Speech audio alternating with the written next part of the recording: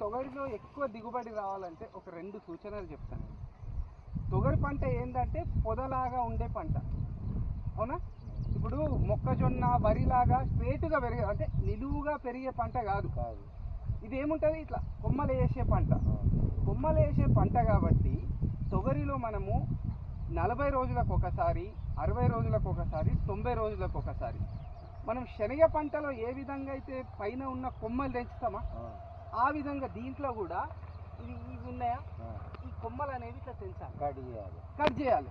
ఇది చేస్తే ఏమవుతుందంటే శనగ పంటలు ఏ విధంగా అయితే కొమ్మలు అంటే ప్రత్యుత్పత్తికి ఉపయోగపడే పంటలు వస్తాయి.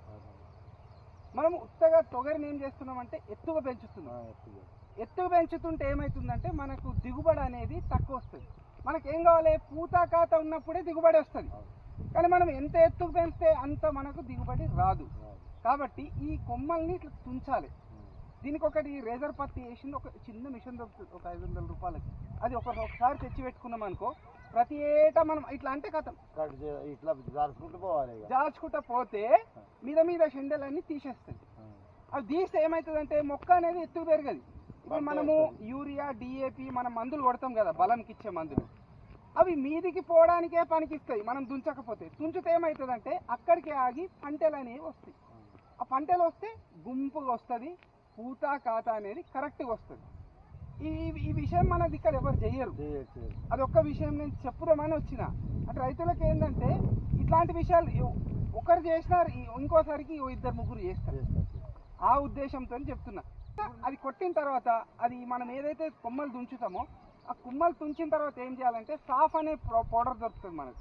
అంటే తుంచినప్పుడు ఏమవుతుందంటే ఇది ఇట్లా తుంచుతాం కదా, తుంచినప్పుడు ఇక్కడ నుంచి నీళ్ళు వస్తాయి. మీరు చూడండి, నీళ్ళ లాంటి పదార్థం వస్తుంది, దానికి వ్యాధులు వచ్చే అవకాశం ఉంటుంది. కాబట్టి అప్పుడు ఒక పిచికారీ చేసేస్తాం. ఇట్లా మనము చేత్తో చేసినా నో ప్రాబ్లం, ఒక కత్తెర తీసుకొని ఇట్లా కట్ చేసుకుంటూ పోవచ్చు.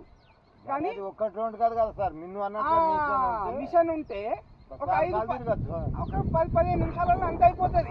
ఇట్లాంటిది ఒక పులి పెట్టాలంటే మళ్ళీ 500 అది ఎప్పుడు అవుతుంది. అందుకోసం ఈ తొగరి పంటలో ఇది ఒకటి పాటించండి, ఓకేనా?